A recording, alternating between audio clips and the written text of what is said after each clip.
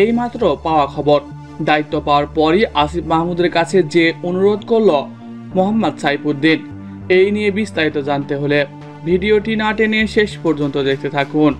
আর আপনি যদি আমাদের চ্যানেলে নতুন হয়ে থাকেন তাহলে এখনই সাবস্ক্রাইব করে রাখুন। আর ইতিমধ্যে সাবস্ক্রাইব করে থাকলে আপনাকে অসংখ্য ধন্যবাদ। আসিফ মাহমুদকে বাংলাদেশের অন্তর্বর্তী সরকারের যুব ও ক্রীড়া মন্ত্রণালয়ের উপদেষ্টা হিসেবে নিয়োগ দেওয়া হয়েছে। কোটা সংস্কার আন্দোলন এবং সরকার পতনের আন্দোলনে এই সারির সমন্বয়কের কাছ থেকে খেলাধুলায় অনেক প্রত্যাশা রয়েছে। জাতীয় দলের ক্রিকেটার মোহাম্মদ সাইফুদ্দিনও প্রকাশ্যে আশা করেছেন সেটা। সোশ্যাল মিডিয়ায় সাইফুদ্দিন লিখেছেন, অভিনন্দন আসিফ মাহমুদ ভাই, আপনি যেহেতু কুমিল্লার সন্তান, আমি পার্শ্ববর্তী জেলার ফেনীর ছেলে হিসেবে আপনার প্রতি অনুরোধ থাকবে, সারা বাংলাদেশের সমস্ত জেলায় ক্রীড়া সংস্থা অযোগ্য লোককে বিদায় করে দিন।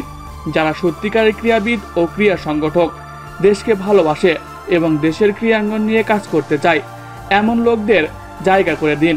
দুর্নীতিমুক্ত ক্রীড়াঙ্গন এবং সমাজ চাই আমরা।